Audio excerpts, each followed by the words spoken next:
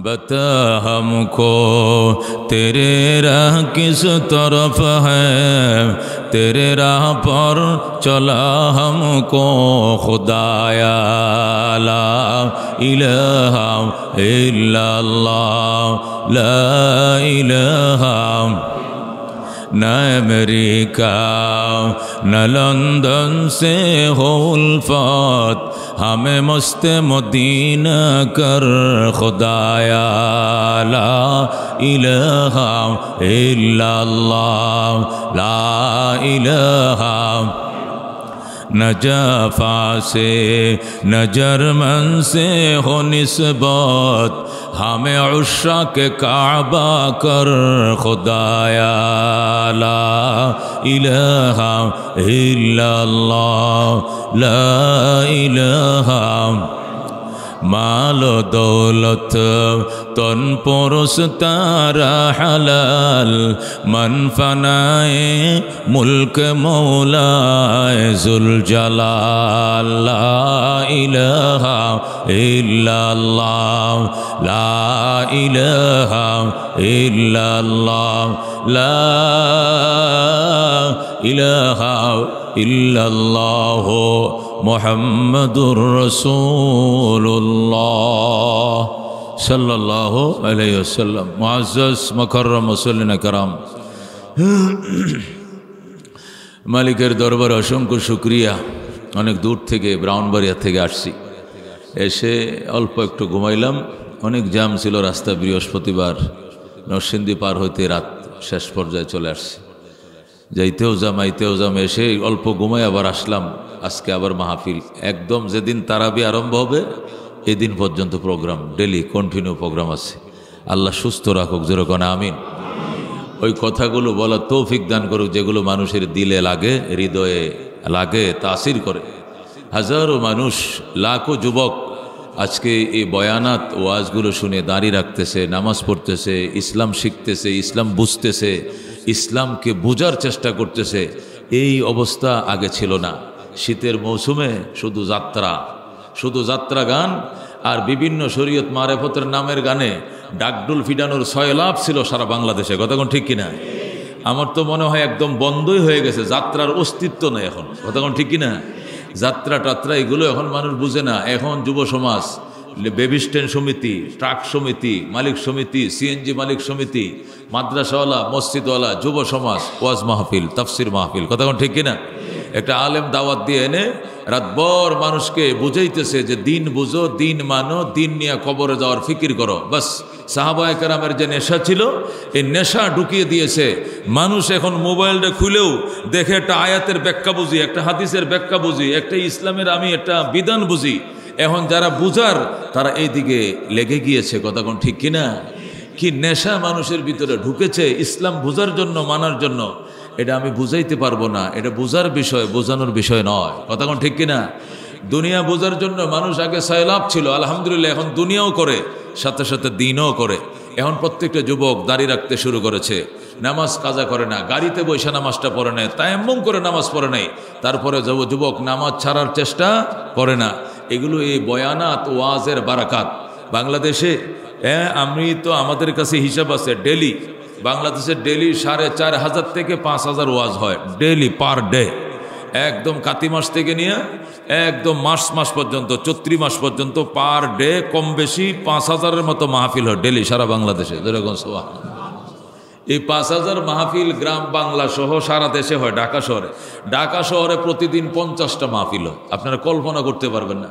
আমি যেদিন ঢাকা প্রোগ্রাম করি, এদিন কমপক্ষে 3টা করি। তখন আমার আন্দাজ হয় যে কি পরিমাণ প্রোগ্রাম ঢাকায় হয়। ঢাকা ডেলি 50টা মাহফিল হয়। এই আজকে 13 তারিখ, আজকে এই এলাকার যত ইমাম খতিব আছে, যত মসজিদের ইমাম খতিব যারা আছে, আমি এটার অন্তর্ভুক্ত, আমি এটার সদস্য। এই মাঠে আজকে আপনাদের মাহফিল হবে, আজকে আমার জানা মতে মিরপুরেই 5-6টা মাহফিল আছে। আমার এই উত্তরার থেকে নিয়ে শুরু হবে, পরে বোটবাজার হইয়া, মাওনা হইয়া, পরে ত্রিশাল যায়। আমার 4টা প্রোগ্রাম আজকে। আল্লাহু আকবার। আজকে 4টা প্রোগ্রামের পর প্রোগ্রাম চলছে। মানুষ যাদের ভিতরে দ্বীনের পিপাসা আছে, এরা এই পিপাসা নিবারণ করতেছে উলামায়ে কেরামের বয়ান, কোরআন হাদিসের আলোচনার দ্বারা। কতক্ষণ ঠিক কিনা? সাহাবায়ে কেরাম ও মোহতারাম হাজরিন, সাহাবায়ে কেরাম এমন ছিলেন যে দুনিয়ার তৃষ্ণায় পানি পানের যে আগ্রহ, পানি পানের জন্য তৃষ্ণা যা কাতর হয় মানুষ, তার চেয়ে আরো বেশি কাতর ছিলেন দিন শিখার জন্য। যেরকম সুবহানাল্লাহ, এমন ছিল যার কারণে তারা অল্পতেই ইসলামের দিকে দাবিত হয়ে গেছে। এক সাহাবী আল্লাহ নবী সাল্লাল্লাহু আলাইহি সাল্লাম যুদ্ধের ময়দানে যাচ্ছিলেন, তো আসরের টাইম হয়ে গেছে, তো বেলালকে বললেন যে আসরে আজানটা দাও, এখানে নামাজটা পড়ে নেই। হযরত বেলাল আজান দিতে শুরু করলেন। আল্লাহু আকবার। কিছু কাফেরের কিছু পোলাপান, মুশরিক কিছু পোলাপান, পত্তলিকদের কিছু সন্তান, মূর্তি পূজারীরা হযরত বেলালের আজানটা নিয়ে ব্যাঙ্গানি শুরু করছে। বেলাল বলে আল্লাহু আকবার, আল্লাহু আকবার, আল্লাহু আকবার, আল্লাহু আকবার, মানে ব্যঙ্গা।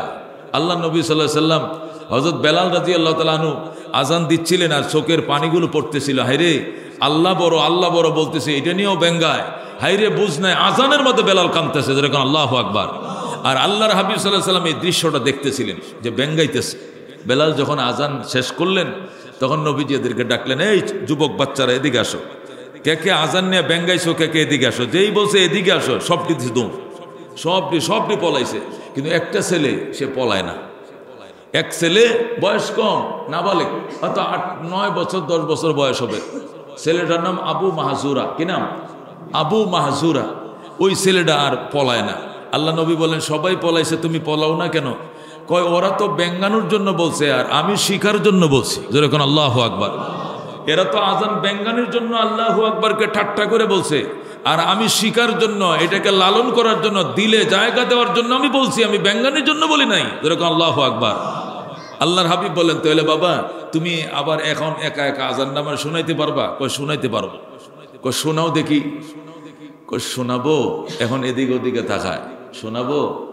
আমার মুসলমান আশপাশে কেউ আছে কিনা, লজ্জার বিষয় না, কারণ সে তো জানে যে সে কাফের ছেলে, এই জন্য বলতেছে আমি কি শোনাবো?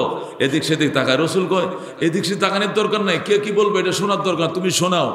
তখন সে আল্লাহু আকবার বলে আজানটা শোনাইতে শুরু করলো। আজান শোনানোর পরে রসুল বললেন, ধন্যবাদ তোমাকে, দোয়া করি তোমার জন্য, আল্লাহ তোমার মঙ্গল করুক। যেরকম সুবহানাল্লাহ। ইসলাম তো দাওয়াত দেওয়া যায়, উদ্বুদ্ধ করা যায়, কিন্তু জবরদস্তি করা যায় না। রসুল বলতেছেন আল্লাহ তোমার কল্যাণ করুক, আল্লাহ তোমার মঙ্গল করুক। তুমি হাইয়া আলাল ফালাহ বলছো, কল্যাণের দিকে আসো, নামাজের দিকে আসো, আল্লাহ তোমার প্রথম কল্যাণ করুক। যেরকম আল্লাহু আকবার। আল্লাহর হাবিব সাল্লাল্লাহু আলাইহি সাল্লাম বললেন, তুমি এদিক সেদিক তাকায়ও না, মানুষের ভয় অন্তর থেকে দূর করে দাও, আল্লাহর ভয় তোমার অন্তরে ঢোকাও, আল্লাহ তোমার মঙ্গল করুক, আল্লাহ তোমার কল্যাণ করুক। এই কত বলার পরে বলতেছেন, এবার তুমি যাও। ছেলে হুজুর, আমি তো যাওয়ার জন্য আপনার দরবারে আসি নাই, আমি যদি যাওয়ার থাকতাম, আমার সাথীরা যখন চলে গেছে তখনই আমি চলে যাইতাম। আমি যাওয়ার জন্য আসি নাই, আপনার কদমে সারা জীবন পড়ে থাকার জন্য আমি এসেছি। আমার পরে দেন আশহাদু আল্লাহ ইলাহা ইল্লাল্লাহ ওয়া আশহাদু আন্না মুহাম্মাদান আবদুহু ওয়া রাসূলুহু। আবু মাহজুরা কালমা পরে মুসলমান হয়ে যায়। যেরকম আল্লাহু আকবার। हकीकत से तो दुनिया बेखबर है, दुनिया की नुमाइश पर नजर है। नमी गोयम के आज दुनिया जुदा बाश, बाहर कारे के बाशी बा खुदा बाश। अल्लाह अल्लाह क्या मुबारक नाम है, अल्लाह अल्लाह आशिकों का काम है। आशिकारा मिल्लतो मजहब जुदस, आशिकारा मिल्लतो मजहब खुदा। ज़रा अल्लाहु अकबर। মোহাম্মদুর রাসূলুল্লাহ সাল্লাল্লাহু আলাইহি সাল্লাম তারা কালমা পড়াইলেন আর বলেন, আল্লাহ তোমার মঙ্গল করুক, আল্লাহ তোমার জান্নাত দেখ। এই সাহাবী কচি বয়সে, কিশোর বয়সে, নাবালেগ বয়সে কালমা পড়ে মুসলমান হয়েছিলেন। ওই সাহাবীর নাম হযরতে আবু মাহজুরা। আল্লাহু আকবার। এই বয়সে আর কেউ কালমা পড়ে নাই, শেরে খোদা আলী ব্যতীত। আলী যেদিন কালমা পড়েন ওই সময় ওনার বয়স ছিল মাত্র 7 বছর। তিনি কিশোর বয়সে কালমা গ্রহণ করেছিলেন হযরতে আলী। আর আরেকজন ছিলেন আবু মাহজুরা। আর বাকি সবাই মুসলমান হয়েছে প্রাপ্ত বয়স্ক হওয়ার পরে। সুবহানাল্লাহ। এ দোস্ত, কি ছিল ইসলামের মায়া, কি ছিল ইসলামের মহব্বত। একজন কালো সাহাবী, তার নাম আসওয়াদ। কালো সাহাবি, তার নাম আসওয়াদ। যেহেতু কালো, মা নাম রাখছে কালামিয়া। আমাকে দেশে রাখে না কালামিয়া, লাল মিয়া রাখে কিনা? ছেলেটাও যেহেতু কালো, মাও কালামিয়া কয়ে নাম রাখছে। আরবিতে কালামিয়ারে বলে আসওয়াদ, আসওয়াদ কয়ে নাম রাখছে আসওয়াদ। হযরতে আসওয়াদ এক বাপের এক সন্তান, কুচকুচে কালো, চুলের মতো কালো। মা বাবা তারে কালামিয়া করে নাম রাখছে। নাম রাখার পর বাবার একমাত্র সন্তান, মা বাবা বয়স্ক হয়ে গেছে। এই জন্য সন্তান বাবা মার সংসারের হাল ধরছে। বাবা ছিল চাষি, কিসের? খেজুর চাষি। বাবা ছিল এই ছাগল বকরির চাষি, ছাগল বকরি তিনি প্রতিপালন করতেন। বাবার ছাগলের হাল ধরলেন তিনি। হাজার হাজার ছাগল বকরি নিয়ে মাঠে তিনি চড়াইতেছিলেন। হঠাৎ করে দল বেঁধে মদিনার মানুষ আল্লাহর হাবিবের দিকে রওনা করছে। সবাই ডাক দিয়া কো, উনি কোথায় যায়? তোমরা কোথাও যাও? হাজার হাজার মানুষ যখন দল বেঁধে আল্লাহর হাবিবকে দেখার জন্য রওনা করছে, আসওয়াদ ডাক দেয়া কো, আপনারা কই যান? তুই কই থাকস? তুই কি খবর রাখস না? রহমতুল্লিল আলামিন মক্কায় তার বাড়ি, মদিনায় তশরিফ আনছে। আমরা সবাই নবীজির দিদারের জন্য যাই, নবীর সাথে সাক্ষাতের জন্য যাই। যেরকম সুবহানাল্লাহ, নবীর সাথে সাক্ষাতের জন্য তো তোমরা সবাই রওনা করছে, নবীর সাক্ষাতের জন্য যায়।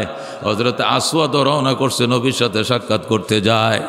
আল্লাহর হাবিব সাল্লাল্লাহু আলাইহি সাল্লামের দরবারে যাবে, এই জন্য দরকার ছিল গোসল করে দেওয়া, জামা কাপড়গুলো চেঞ্জ করে দেওয়া। কিন্তু যেই বলছে নবী আইছে মদিনায়, এই কথাটা মনে পড়ার পর কিসের জামা, কিসের কাপড়, কিসের গোসল, কিসের পাক পবিত্রতা?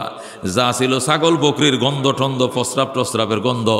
পাক পবিত্রতা তো কাফেরের ভিতরে নাই। আল্লাহু আকবার। এরা শারীরিকভাবেও নাপাক, মানসিকভাবেও নাপাক, অপবিত্র। ইমান না থাকার কারণেও নাপাক এবং শরীরও নাপাক। কারণ বেঈমানরা যদি নাকে পানি দিয়া কুলি করে গোসল না করে, জীবনেও ফরজ গোসল আদায় হবে না। আর এরা তো এই ফরজ বিধান মানেও না, জানেও না, আদায় করে না, সারা জীবন অপবিত্র। কথা কোন ঠিক কিনা? দুস্থ হযরতে আসওয়াদ রাদিয়াল্লাহু তাআলা আনহু রওনা করছে, নবীর কাছে যাবে। গোসলের সময় নাই, গোসল না করে রওনা করছে। আল্লাহর হাবিব সাল্লাল্লাহু আলাইহি সাল্লামের দরবারে যায় ডাক দেয়া কো, রাসূল গো, ও আপনারা কারা গো? আমরা নবীর সাহাবী। আপনাদের নবী কোথায়? কয় মাঝখানে বসা। নবী মাঝখানে বসছে কেন? আমাদের নবী মাঝখানেও বসে, এক পাশেও বসে, উপরেও বসে, নিচেও বসে। আজকে আমাদের নবী মাঝখানে বসছে, আমরা চারপাশে গোল হয়ে বসে রয়েছি। আসওয়াদকে আমি নবী দেখতে আইছিলাম, আমাকে নবীর কাছে বসে দেখতে দিবেননি? সবাই বলে আসো, কোনো বাধা নাই। নবীর কিনারে যায় বসে, বসে নবীর দিকে চাইয়েই রইছে, কোনো কথা নাই। চোখের পাতি নড়ায় না, শুধু তাকাইয়ে রইছে। অনেকক্ষণ পর হাতটা বাড়া দিয়া গো, নবী গো, আমার নাপাক হাতটা একটু ছুঁইবেননি, আমার কালমা পরে মুসলমান বানাইবেন। যেরকম আল্লাহু আকবার। আল্লাহর হাবিব সাল্লাল্লাহু আলাইহি সাল্লাম তারা কালমা পরে মুসলমান বানাইলেন। এখন আসওয়াদকে, হুজুর আমার বুক কানা, আপনার বুকের সাথে একটু মিলাইতে মন চাইছিল। রসুলকে আসো, পাঁচা মারা। রসুল এই যে ধরছে, নবুয়তের ট্রান্সমিটারের সাথে যে চাপ দেওয়া ধরছে, ইমানের নূর এখান থেকে ওখানে ট্রান্সফার হয়ে গেছে। যেরকম সুবহানাল্লাহ। আসওয়াদ আল্লাহ নবী তারে ফাঁজা মেরে ধরছে। আসওয়াদকে আমি আগে ধরে নাই, নবী আমার আগে ধরছে। এখন আমি ডরে চাইতেছি বুকটা সরানোর জন্য, নবী তো ছাড়ে না। নবী আমার ধৈর্যই রাখছে। এরপরে আমি বলতে বাধ্য হয়েছি, নবী গো, আমার শরীর নাপাক, আমার শরীরে ছাগল বকরির সেনা, প্রস্রাবের গন্ধ, দুর্গন্ধ, আমার ছেড়ে দেন। নবী ডাক দেখো, আসওয়াদ আঁকে হয়তো দুর্গন্ধ ছিল, কালমা পড়ার পরে তো শরীর মেশকের সুঘ্রাণে পরিণত হয়ে গেছে। হযরতে আসওয়াদ কালমা বললেন, মুসলমান হলেন। ডাক দেয়া বললেন, নবী আমি একজন চাষি, আমার বাপ গরিব মানুষ, কৃষক, খেজুর বাগান করে, ছাগল বকরি চড়ায়, ছাগলগুলো রাইকা চলে আসছি, শিয়ালে সবজি খেয়ে ফেলবে। রসুল কয় যাও। হুজুর যাইতে তো মন চায় না। কয় যাও, পরে আইসো। কয় না হুজুর, এই চেহারা তো যাবো কোথায়? আমি আপনার রাইখা জীবনেও যাব না। আল্লাহু আকবার। রসুল কয় যাও, আমি একটা কাজে যাব। কি কাজে যাবেন? আমি যুদ্ধে যাব। আমিও যুদ্ধে যাব। যুদ্ধে গেলে কি হবে? শহীদ হইলে সুজা জান্নাত। আমি সবার আগে যাব জান্নাতে। আল্লাহু আকবার। আল্লাহ নবী বলেন, আবু বকর এর সিরিয়াল আগে দিয়ে দাও। ময়দানে আসওয়াদকে নিয়ে চলছে, নবী বললেন ওর সিরিয়াল আগে দাও। আবু বকর বললেন, তুমি আগে অস্ত্র নিয়ে আগাও। অস্ত্র নিয়ে একজন করে পাল্টাপাল্টি আক্রমণ হয়। একজন কাফের আক্রমণ করবে, এরপরে মুসলমান প্রতিহত করবে, এরপরে মুসলমান আক্রমণ করবে, কাফের প্রতিহত করবে, এইভাবে যুদ্ধ চলে। আসওয়াদকে প্রথম দেয়া হলো, কয়েকজন কাফেরকে জাহান্নামে পাঠায় দিয়া নিজেও শহীদ হয়ে জান্নাতের মেহমান হয়ে যায়। হযরতে আসওয়াদের নবী সাল্লাল্লাহু আলাইহি সাল্লাম হযরতে আসওয়াদের গালে চুমু খায় আর ডাক দেখো, আসওয়াদ আমার আগেই তুমি জান্নাতে চলে গেলা, আমার আগে তুমি জান্নাতে চলে গেলা। আল্লাহু আকবার। এই ছিল সাহাবায়ে কেরাম অবস্থা।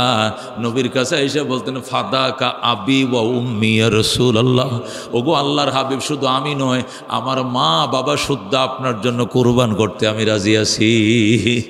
রসুল গো, আপনার মুখে হাসি দেখতে চাই। আপনি মদিনায় তশরিফ আনছেন, আমাদের দোতলা বাড়ি, আপনি কি দোতলায় থাকবেন না নিচতলায় থাকবেন বলেন? আপনি যে ফ্লোরে আগে যাবেন ওই ফ্লোরে আপনি যাওয়ার পর পরের ফ্লোরটাতে আমি থাকব। এটা আমাদের আয়োজন, এটা আমাদের শিষ্টাচার, এটা আমাদের ভদ্রলোকী। আল্লাহর হাবিবের সুন্দর ব্যবস্থা করার আগে আমরা বিছনায় পেট লাগাইব না। আল্লাহু আকবার। সাহাবায়ে কেরাম রে বলতেন, ও সাহাবায়ে কেরাম, যারা মক্কা থেকে আপনারা আসছেন, কয়টা? 2টা বাগান আছে আমার বাপ থেকে আমি ওয়ারিশ সূত্রে পাইছি। একটা বাগানের মালিক তোমাকে বানাইলাম, আরেকটা বাগানের মালিক আমি হইলাম। বাবার ওয়ারিশ সূত্রের সম্পত্তি যেটা ওয়ারিশ সূত্রে পাইতাম একা, সমানে 2 ভাগ করে 1 ভাগ তোমারে দিলাম। যেরকম আল্লাহু আকবার। ভাই বাট দিয়া দিত, ওয়ারিশ সূত্রের সম্পত্তির বন্টনের ভাগীদার বানাইতো আনসাররা মুহাজিরদেরকে। এই জন্য রসি বলছেন, আনসারদের নসরত যদি না থাকতো তাহলে দিন দুনিয়াতে জিন্দা হতো না। হিজরত আর নসরত 2 জিনিসের সমন্বয় ইসলাম। দোস্ত, সাহাবায়ে কেরাম হিজরত করেছেন এক দল, আর নসরত করে ওয়েলকাম জানাইছেন আর এক দল। 2 দলের হিজরত আর নসরতের কারণে তামাম 7টা মহাদেশের মধ্যে ইসলাম অল্প দিনের মধ্যে ছড়িয়ে পড়েছে। যেরকম সুবহানাল্লাহ। হযরতে সিদ্দিক আকবর রাদিয়াল্লাহু তাআলা আনহু কালমা পড়েছেন। নবী বললেন, আবু বকর চলো। কোথায়? আমার যে কাজ তোমারও এই কাজ। হযরতে সিদ্দিক আকবর আল্লাহর নবীর সাথে শপথ করে গেলেন, তাহলে আপনার কাজ আমি শুরু করলাম। 3 জনকে কালমা পড়াইছে একদিনে। আল্লাহু আকবার। কালমা পড়ার পর সংসার থেকে যখন ত্যাজ্যপত্র হয়ে গেছে, আবু বকর বললেন, আমার ব্যবসার তোমাকে পার্টনার বানাইলাম, পুঁজি দিতে হবে না, শুধু শ্রম দিও। আবু বকরের ব্যবসা চালাইও, লাভের অর্ধেক তোমাদেরকে দিয়া দিব। আল্লাহু আকবার। লাভের অর্ধেক তোমাদেরকে দিয়ে দিলাম। এই বলে 3 জনকে সিদ্দিক আকবর রাদিয়াল্লাহু তাআলা ব্যবসার পার্টনার বানাইলেন। আল্লাহ নবী বললেন, আবু বকর, আমার কাছে বিশ্বস্ত সূত্রে সংবাদ আইছে, শুক্রবার দিন নবী জুমার নামাজ পড়াইছেন, পড়ায় সুন্নত পড়তেছেন। অধিকাংশ সাহাবী মসজিদ থেকে বের হয়ে গেছে, কিছু সাহাবী মসজিদে এখনো আছে। ইতিমধ্যে 2 জন প্যান্ট শার্ট পরনিয়া লোক এসে মসজিদে ঢুকছে। ঢুকে কয়, আপনাদের নবী কোথায়? আমাদের নবী তো সুন্নত পড়তেছে, নফল পড়তেছে, জুমার নামাজ হয় না। হয়েছে তো, তা আপনারা সবাই চলে গেছেন, নবী কি করে? নবী অতিরিক্ত নামাজ পড়ে তো, নফল টফল পড়তেছে। ও আচ্ছা, একটু দরকার ছিল আপনাদের নবীর সাথে, একটু বলবেন? এক সাহাবী আয়েশা বলে, ইয়া রাসূলুল্লাহ, 2 জন জেন্টলম্যান ভদ্রলোক প্যান্ট শার্ট পরোয়া, সম্ভবত মুসলমান নয়, আপনাকে একটু খুঁজে সালাম জানিয়েছেন। রসুল বললেন, ঠিক আছে। বারান্দা ওদেরকে নিয়ে বসলেন। কি হয়েছে বলো, কি হয়েছে বলো তোমাদের? হুজুর, আমরা ব্যবসায়ী, সিরিয়ার থেকে জৈতুন তেল এবং মধু নিয়ে আসছি, মদিনায় বিক্রি করি। এখান থেকে আবার খেজুর আর গম নিয়ে যাই, আবার সেখানে বিক্রি করি। একবার মধু আর জৈতুন তেল এনে বিক্রি করে লাভ করি, আবার খেজুর আর গম নিয়ে আবার আমগো বাজারে বিক্রি করে লাভ করি। 2 বার ব্যবসা করে, আইতে এক ব্যবসা, যাইতে এক ব্যবসা। কিন্তু আজকে এক আশ্চর্য ঘটনা দেখলাম। কি ঘটনা? তবুকের কিনার দিয়ে যখন আসতেছিলাম, দেখি তবুক প্রান্তের মাঝে 5000 সেনার বিরাট বড় সৈন্যবহর। এরা প্রশিক্ষণ দিচ্ছে, রিহার্সেল দিচ্ছে, এদের পাকশা চলতেছে, মেয়েরা নাচ গান করতেছে। এরা জিজ্ঞাসা করলাম, তোমরা কোথায় যাবে? ওরা বলছে মদিনায় আসবে। আমি জিজ্ঞাসা করলাম, মদিনায় তোমাদের কাজ কি? মদিনার নবী নতুন ধর্মের দাওয়াত দেয়, আমরা নিয়ত করছি নবীকে, নবীর অনুসারীদেরকে মাটির সাথে মিসমার করে দেব, মিশিয়ে দিব। এই জন্য আমরা মদিনার উদ্দেশ্য রওনা করছি। রসুল সাল্লাল্লাহু আলাইহি ওয়াসাল্লাম ডাক দেখো, ইন্না লিল্লাহ, আমি তো এই ব্যাপারে কিছুই জানি না। আপনি ঘুমাইতেছেন, সংবাদ তাড়াতাড়ি সংবাদটা পৌঁছাইলাম, সতর্ক হন, মদিনা চিরে ঘেরাও হবে, আপনাদেরকে মাটির সাথে মিশিয়ে দিবে। আল্লাহ নবী বলেন, সাহাবায়ে কেরাম যে যেখানে আছে সবাই মসজিদে ঢুকো। সব সাহাবীরা মসজিদে ঢুকলো। ঢুকার পরে বলল, 2 জন খ্রিস্টান, ওরা জৈতুন তেল মধু বিক্রি করে, ওরা আমাকে একটা সংবাদ দিছে। হযরত আবু বকর বলেন, হুজুর, আল্লাহ কোরআনের মধ্যে বলছে যদি কোনো কাফের সংবাদ দেয় তখন যাচাই করতে বলছেন, কারণ কাফের সংবাদ বুয়াও হইতে পারে, গুজবও হইতে পারে, সব সংবাদ সত্য নয়, গুজবও তো থাকতে পারে, এই জন্য জাস্টিফাই করেন। রসুল বলেন, জাস্টিফাই কেমনে করব? তবুক তো মদিনার থেকে 20 দিনের পথ। আলী কয়, 20 দিনের পথ পার হইতে আমি একাই রাজি আছি। যেরকম আল্লাহু আকবার। তুমি যাইতে রাজি আসো নি? আলী কয়, আমি রাজি আছি। আল্লাহর হাবিব সাল্লাল্লাহু আলাইহি সাল্লাম বলেন, তাহলে ঘোড়া লও, লইয়া তুমি দেখে আসো আসলে তবুক প্রান্তে তারা আসছে কিনা। হযরত আলী বললেন, একটা শর্ত আছে। কয়, কি শর্ত?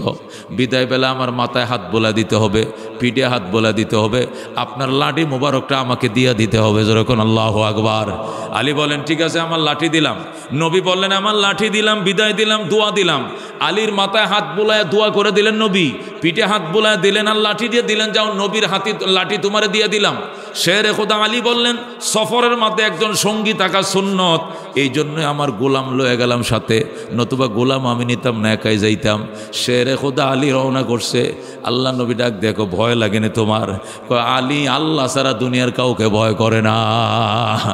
আল্লাহর হাবিবকে জলদি যাও। 20 দিনের পথ আলী 7 দিনে পৌঁছে গেলেন। যেরকম আল্লাহু আকবার। দৌড়ের গোড়া দেওয়া অস্বাভাবিক দৌড়ায় গেলেন।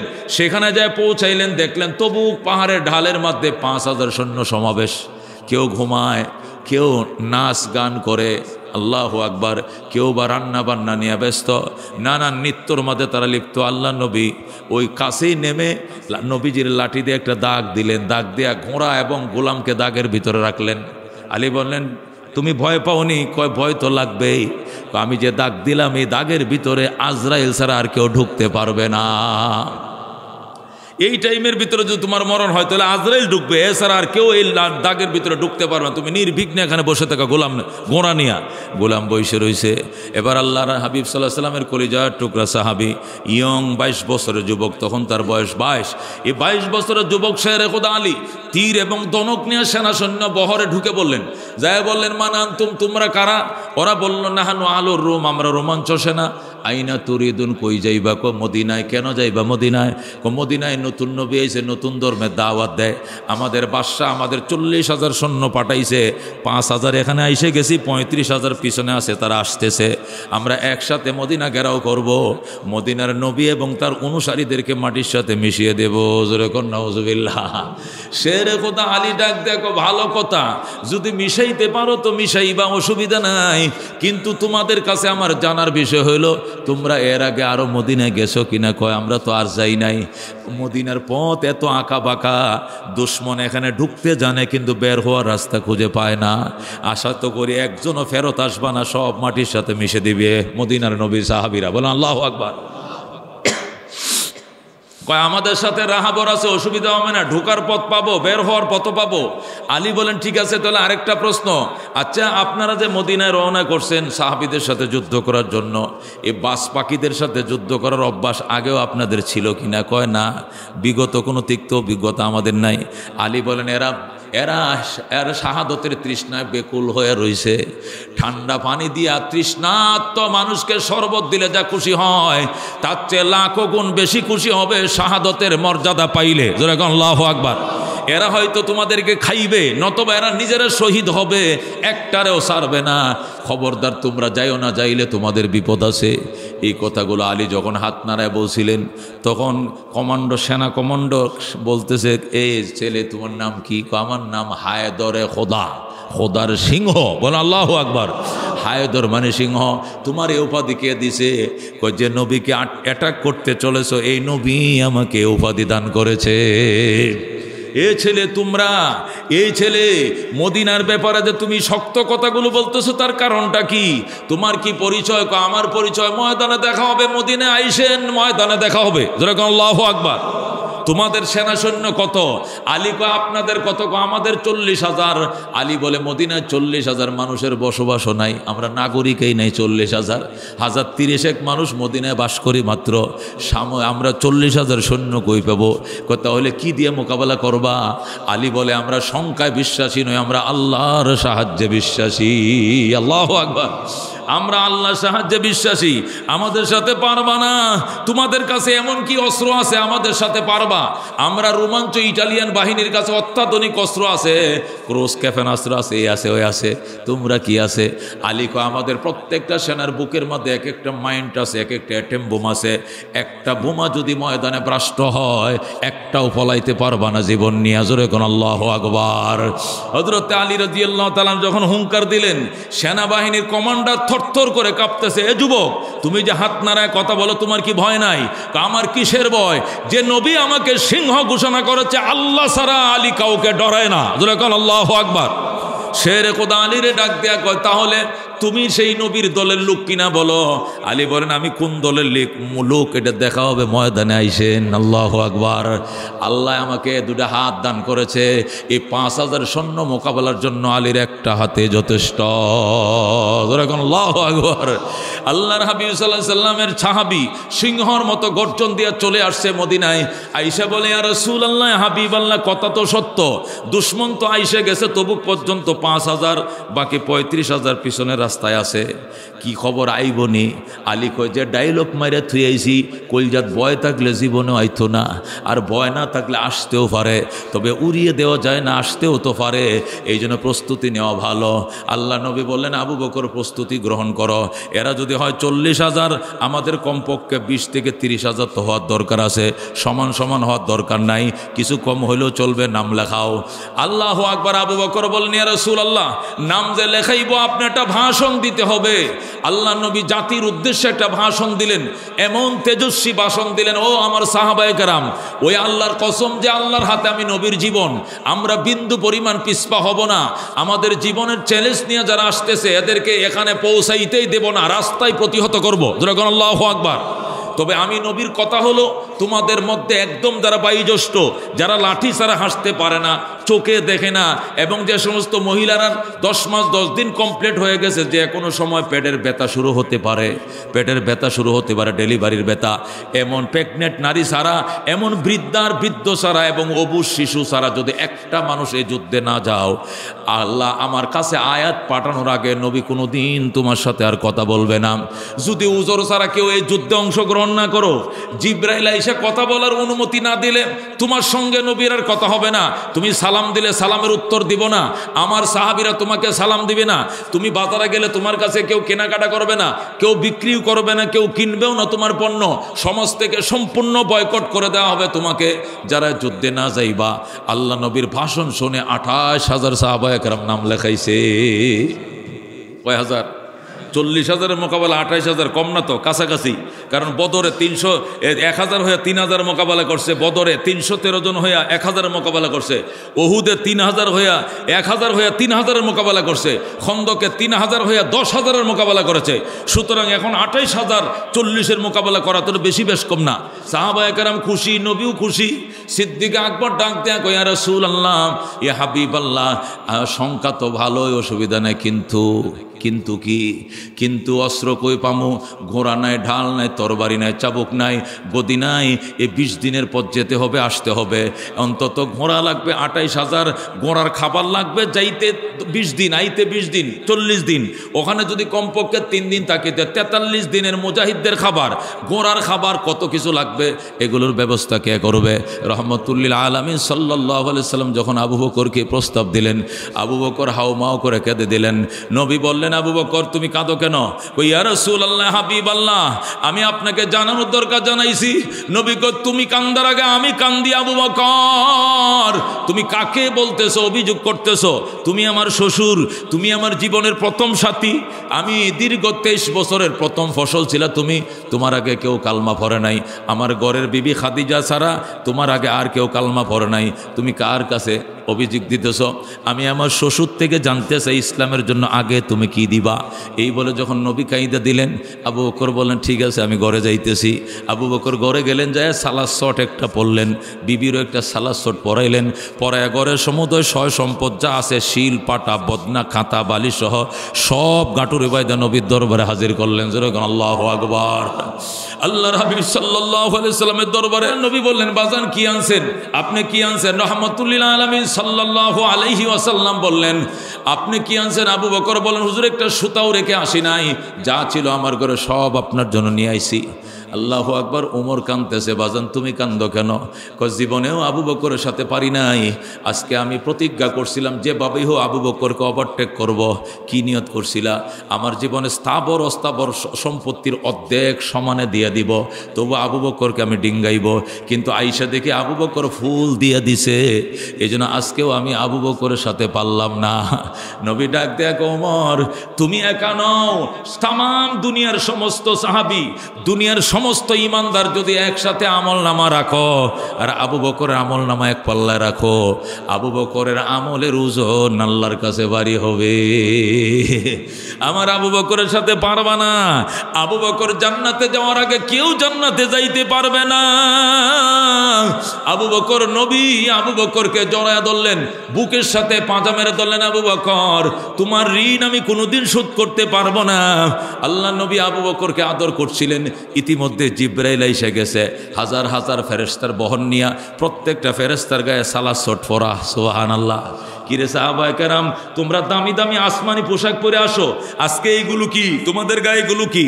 হুজুর আবু বকর যখন সালাত শট পড়ছে, আল্লাহ ডাক দেয়া কয় ফেরেশতা ছায়া দেখ আমার আবু বকর কি পরে। আবু বকর মক্কার শ্রেষ্ঠ ধনী ছিল, শিল্পপতি ছিল, আজকে ইসলামের জন্য সালাত শট পরে। আবু বকরের পোশাকটা আমার বড় পছন্দ হয়েছে, তোরাও এই পোশাক পর। তখন আকাশের সমস্ত ফেরেশতারা এই পোশাক পরেছি। আল্লাহ ডাক দেয়া কয় তাহলে এই পোশাক পইরাই আমার আবু বকরের কাছে যা, আমার নবীর সামনে আবু বকর বসা, আমার আবু বকরকে আমার পক্ষ থেকে স্পেশাল সালাম পৌঁছে দে। জোরে কোন আল্লাহু আকবার। এরপরে আমরা আইসি আবু বকরকে সালাম জানানোর জন্য। ইয়া রাসূলুল্লাহ, ইয়া হাবিবাল্লাহ, আবু বকর আগে আপনার কোনো সাহাবী জান্নাতে যাইতে পারবে না, আপনার কোনো উম্মত জান্নাতে যাইতে পারবে না। আল্লাহ নবী বলছিলেন আবু বকর আজকে সাহাবায়ে কেরাম সবাই বসো, আজকে জানাজায় গেছিল কে? আবু বকর বলে আমি। আজকে এতিমকে খাওয়াইছো কে? আবু বকর বলে আমি। আজকে অসুস্থকে দেখতে গিয়েছিল কে? আবু বকর বলে আমি। আজকে নফল রোজা রাখছো কে? আবু বকর বলে আমি। নবী বলেন এই চারটা কাজ আজকে যে করছে সে জান্নাতি। জোরে কোন আল্লাহু আকবার। আমার বেলালকে জিব্বায় ফেরাক ঢুকিয়েছে, আজাদ করে দাও তুমি জান্নাতি। সাথে সাথে আবু বকর উমাইয়ার থেকে 2টা গোলাম দেয়া হযরতে বেলালকে আবু বকর কিনলেন, কিনে নবীর দরবারে আইনে আজাদ করে দিলেন। আবু বকর যখন আজাদ করলেন, নবী বললেন বেলালও আজাদ, আমার আবু বকরও আজাদ। আবু বকর বলে আমি তো হুজুর গোলাম ছিলাম না, আমি আজাদ হইলাম কেমনে? বেলাল গোলামিয়ত থেকে আজাদ, আর আমার আবু বকর জাহান্নাম থেকে আজাদ। জোরে কোন আল্লাহু আকবার। ও বন্ধু, ওই সাহাবায়ে কেরামের ত্যাগ এবং কুরবানির বিনিময়ে 7 সমুদ্র 13 নদী পার হয়ে ইসলাম আমাদের দেশে আইছে। নতুবা ইসলাম আমরা পাইতাম না রে বাজান। এই কষ্টের ইসলামের জন্য আমরাও কারা কারা আছি জানমালের কুরবানি দিতে রাজি আছে? হাত বাড়াই। লিল্লাহি তাকবীর।